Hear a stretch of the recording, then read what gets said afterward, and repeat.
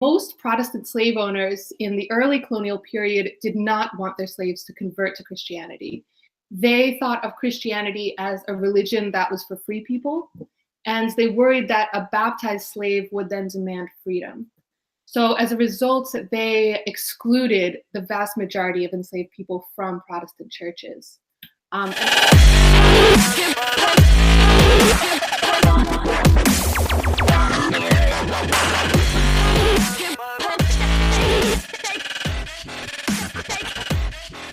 Well, thank you for watching another episode of the Jude 3 Project podcast. As always, I'm your host, Lisa Fields, the founder of the Jude 3 Project. And today, I'm joined by a very special guest, Dr. Katharine Gerbner. Welcome, Dr. Gerbner.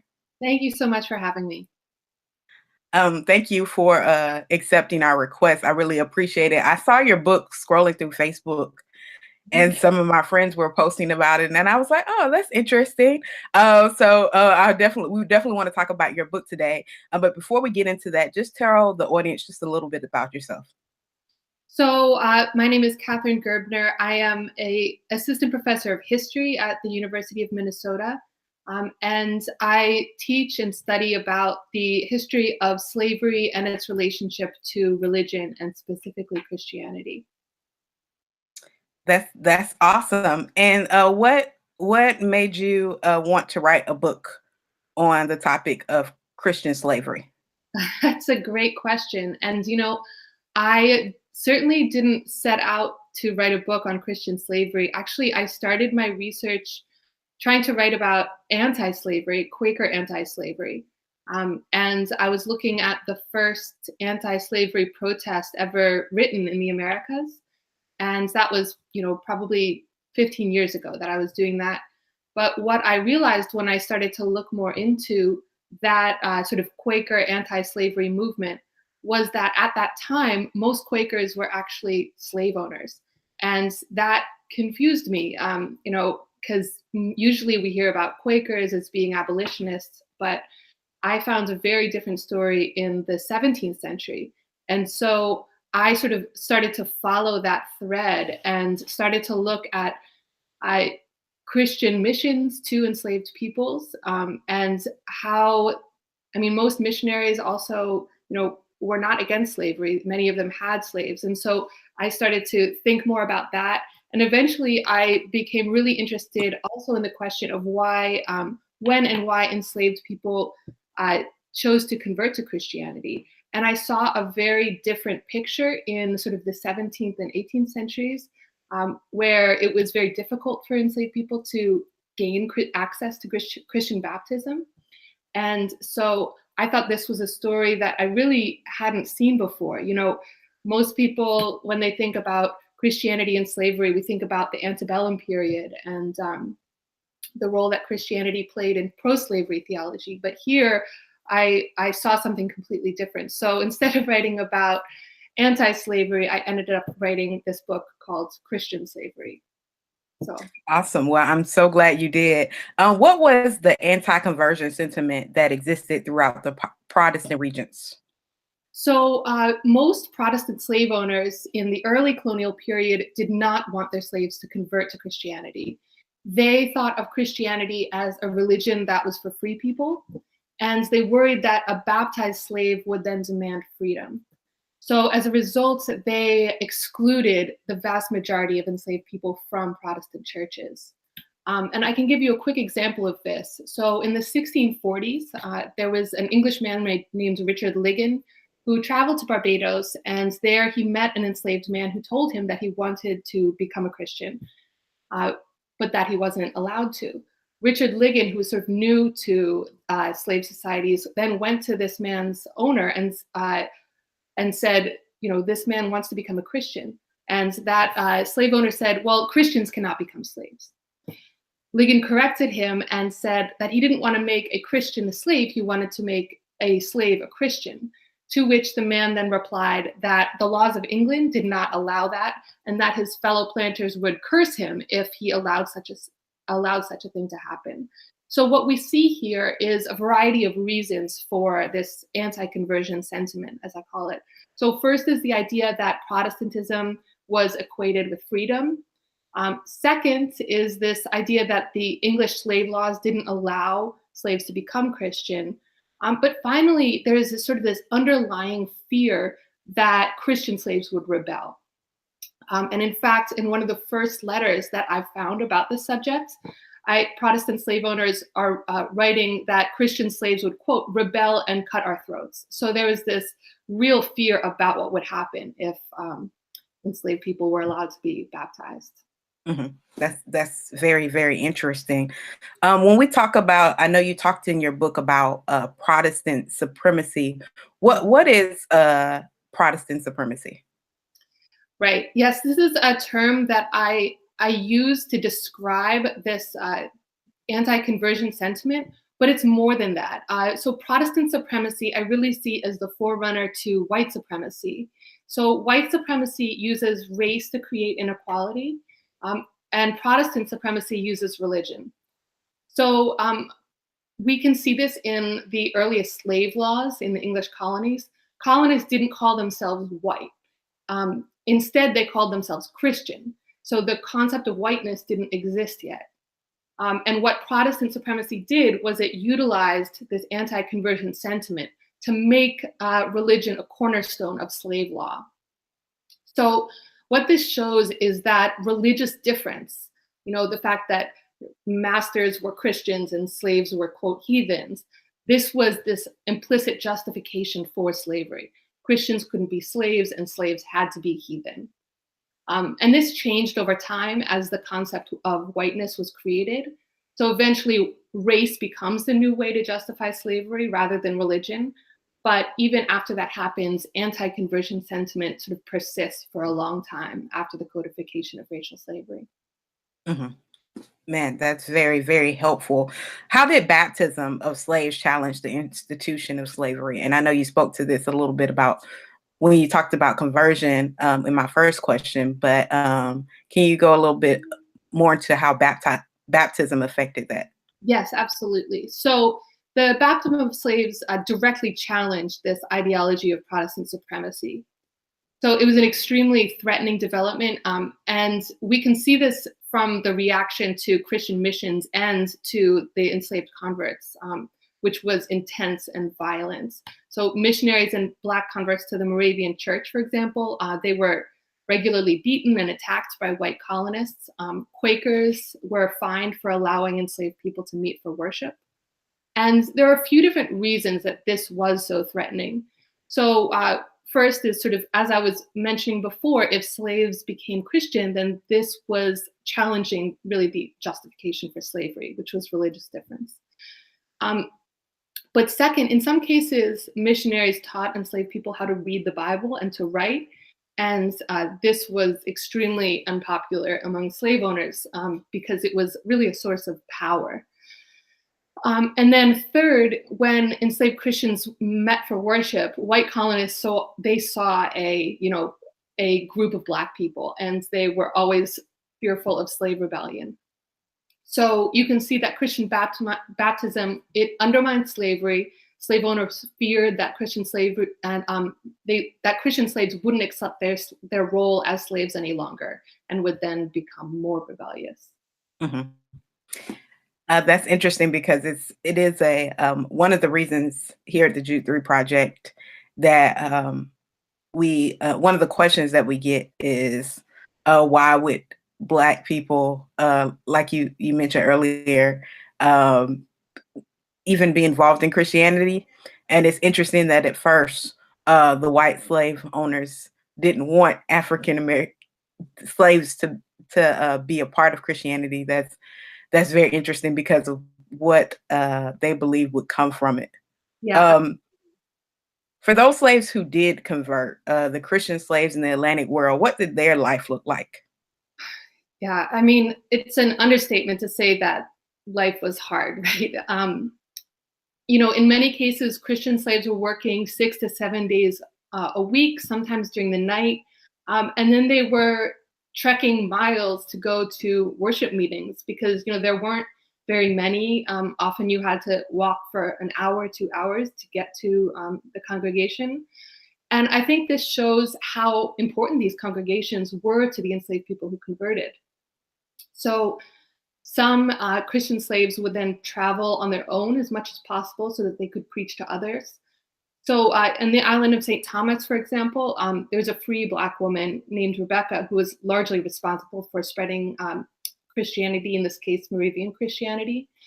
And there's a great book about her by John Sensbach, but she traveled widely and was eventually went to Europe and then Africa. So what you can see here is just how difficult, I mean, life was extremely difficult, but there was also sort of an extreme commitment to the Christian congregations.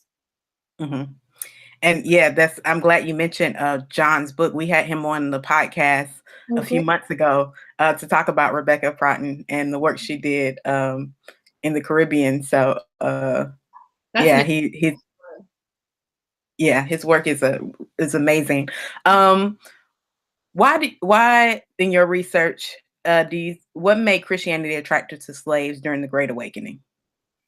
So I think there were a number of different attractive features of Christianity, and it's hard to say completely because you can't. We don't have that many diaries written by enslaved Christians. But first, I would say is community was extremely significant. Christian congregations formed a really important locus of support and kinship for enslaved people. And second, though, I would add literacy, which isn't usually talked about in this period, but I found, so I mentioned before, some missionaries would teach enslaved people how to read the Bible and to write, and this was so popular. In the early missionary diaries that I've read, missionaries were being overrun with requests for both baptism and reading lessons. So I think that was a very central aspect of Christianity in this period and was very attractive to people. But finally, I don't think we can ignore theology either. The Moravians, for example, they emphasize the suffering of Jesus and their missions, the blood and wounds of Christ is what they called it. I think we can see why this might hold a lot of meaning for enslaved people. But as Christian slaves began to read the Bible for their own, they also emphasized different aspects of Christian theology that were sometimes separate from those of white missionaries. But I think we can see sort of a lot of different elements to why Christianity would be attractive, community, literacy, and then the beliefs themselves. Mm-hmm. Awesome. What were the imperial politics of slave conversion? So the imperial politics of slave conversion is really about escaped slaves who wanted to become Christian. So as I've sort of explained, the ideology of Protestant supremacy meant that slaves in British colonies were mostly not able to convert to Christianity. So some enslaved people chose to escape to Catholic colonies where they were baptized. So in many cases, these escaped slaves who are now Catholic argued that they shouldn't be sent back to the British colonies because they wouldn't be able to practice their religion. And so in some cases, we actually see the French and Spanish governments protecting them, though this isn't really for altruistic reasons, right? But it's still significant. So a good example of this is South Carolina and Florida. Florida was a Spanish colony, and enslaved Africans in South Carolina would flee their enslavement to escape to Florida, where they were promised Catholic baptism and freedom.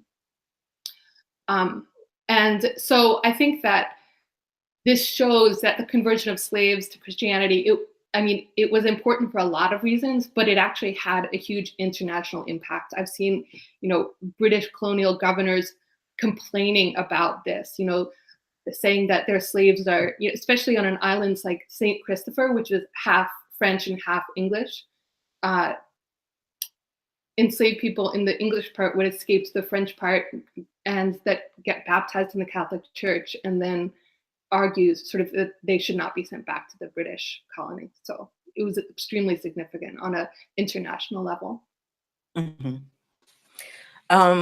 Could you explain for us pro-slavery theology and its effects on Black Christianity? Yes.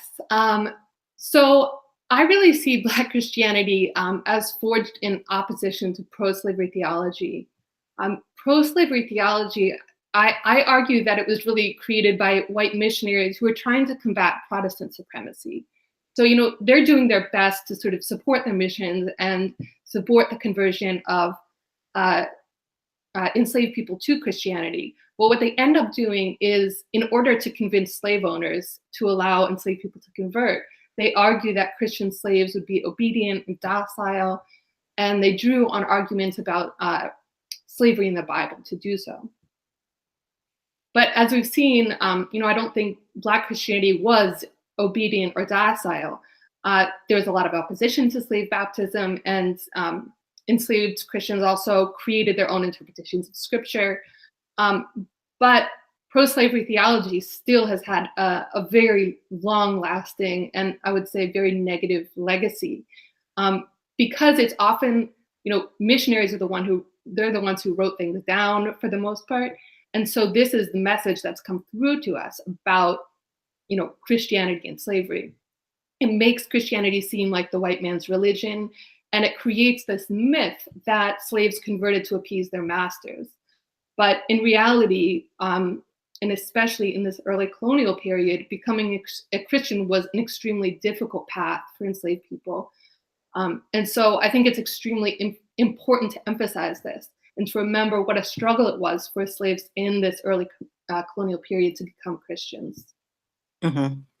That's very insightful, because, we don't think of the work. I know I didn't for a long time that it took for a Christian in that period, a Black person, a Black slave in that period, to become a Christian, that it wasn't something that was forced. In many cases, it was something that was kind of, hey, shunned in a sense. But still they pressed on because they really had to believe in the message at some level, not the level in which their white slave owners believe, but in a different level. What other things would you want people to know about your book or research that you think would be helpful for our audience? So I think we've really only started to discover some of the records that Black Christians have left. And a lot of the reason for this is because, and John Sensbach's work has done a lot of really important work in this regard, but the Moravian missions that I mentioned, John also talks about them in his book. There are thousands and thousands of pages written not just by missionaries, but also some things by Black Christians. So the earliest example we have of sort of enslaved Black Christians writing about their experiences, but they're written in German in a really hard script to read. And so I think that people are just starting to use them and write about them, but there's so much opportunity and excitement about what they could reveal about sort of the experience of being an enslaved or free Black Christian in the 18th century. So that's something I'm really excited about, and it's something I would encourage other people to sort of look into. And it's one of the new research projects that I'm working about is trying to center these Black Christians and thinking about the theological discussions that they were having with missionaries, with other enslaved and free Black converts. I just think there's a whole world there that we do not yet see or understand that will offer us an exciting window into this history. Mm-hmm. Can you share, I'm interested to know do you have an example of a conversation that was happening between Black slaves and their slave owners around theology? So less so around to their slave owners, but more to missionaries, because the records that I read are mostly written by missionaries rather than the slave owners. But yeah, for example, there's a man in St. Thomas named Andreas, and his baptized name was Emmanuel. And I have sort of a record of him in a worship meeting where they're talking about turning the other cheek and the missionaries are trying to argue that, okay, turning the other cheek means that you need to basically submit to abuse without complaining. And Andreas sort of speaks up at this point and he says, I actually don't agree. Like, I'm not going to just, sit back and be abused and not complain about it. And he engages in this debate with the missionary about, what this scriptural passage means. And in the end, they sort of come to Andreas or Emmanuel says, all right, you know what? You can say what you're going to say. What I'm going to do is I'm going to learn how to read the Bible and just sort of avoid all of these conflicts. And so, so you see sort of these scriptural debates happening. And you can see sort of the white missionaries with this sort of this interpretation of turning the other cheek that has elements of sort of pro-slavery theology in it. And then you can see, Andreas, Emmanuel, then saying, you can believe that. I'm going to do my own thing and sort of create my own path within Scripture and within Christian theology. So that's one example. I mean, there are other examples I've heard of that I've read about, from Jamaica in the 1750s. An enslaved man named Matthew, sort of trying to sort of ask exactly about the Trinity. What does it, like, what is the relationship between, the Father, the Son, the Holy Ghost, etc. Just really specific stuff about that. Oh, and then another really interesting debate that happens frequently is about when baptism could occur. So Matthew, the same man I was just talking about, he really wants to be baptized, but the Moravian missionaries won't allow him to be baptized. And what he does is he goes through the Bible and he says, well, what about Philip, the story of Philip and the Ethiopian? And he reenacts sort of this story where he says, well, the Ethiopian requested baptism and he was baptized. So I'm going to do the same thing. Why shouldn't I be baptized? And the missionary sort of doesn't really have a great answer for him. But again, you can see that sort of these core aspects of Christian theology, when should somebody be baptized? What is the Trinity? How should we interpret something like turning the other cheek? These are sort of alive conversations and debates between these Black Christians and these white missionaries. And I think these are just a few of the examples that I found so far in my research.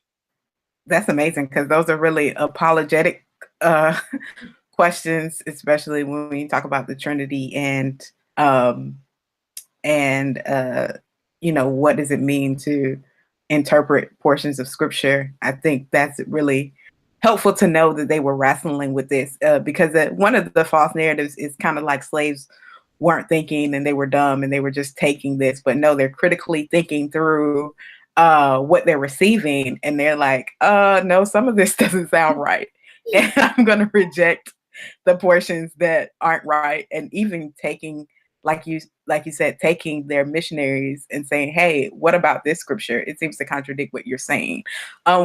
When you were talking about the changing of the name when baptism, was that like a regular occurrence where they would change the name when they were baptized? Yes, for the Moravian Church, absolutely. Pretty much everyone got a new name. Was it just the slaves or just period, everyone? That is a really good question. I'm actually not, I'm trying to think of like the white missionaries, whether they got new names. Some of them did have multiple names, but I'm actually going to have to go look, because, all of the baptism records I've looked at, they're from the slave colonies. And so everyone being baptized is an enslaved or free Black person, and everyone is given a new name. Mm-hmm. But I haven't looked at records from, say, Europe, where there are Europeans who are being baptized. And I'm not sure I don't think that they were given new names, but that's a really fascinating observation. I only thought of that because one of the most popular African American films is Roots, and they talk about Toby and Kunta Kinte, right, and the name change that slave owners would give them. And I was wondering, were missionaries doing the same thing to these African slaves when they would become baptized? That's fascinating. No, I had not put it in that context, but that's I'm gonna have to think a little bit more about that and see whether that was a practice elsewhere in the Moravian global missions. Mm-hmm. Tell our audience how they could get your book. I know we just scratched the surface of your book, but I think it's a very helpful resource, especially to the work we do at Jude 3. And I know that once this is out, people will be grabbing a copy because I think it's helpful what you share. How can people get your book? Well, thank you so much. The book is available on Amazon. It was actually just published last week. I have a copy here, and you can see on the cover, this is actually Andreas Emanuel, the man I was just talking about. So this is a Moravian painting. So it was published by Penn Press. So there's also, you can buy it from Penn Press as well, but it's probably, Amazon is easy, and then or you could call a local bookstore or library and request that they purchase one. But I also wanted to mention that I provide a little bit of a summary of the book and also some examples of other research that I'm working on, especially sort of the Black theology in the Caribbean, on my website, which is katharinegerbner.com. That's awesome, Katharine. And we're going to be purchasing a copy of the book and running the promotion to give away to one of the listeners for to help just promote the work you're doing, because we think the book is important, and also to bless someone with a copy. Thank you for all that you do. Are you on social media for those to connect? Yes, I'm on Twitter at KTGerbs, so KTGERBS. And I am also on Facebook as Katharine Gerbner. Awesome. Well, thank you so much, Katharine. We really appreciate it. Thank you so much. This has been wonderful.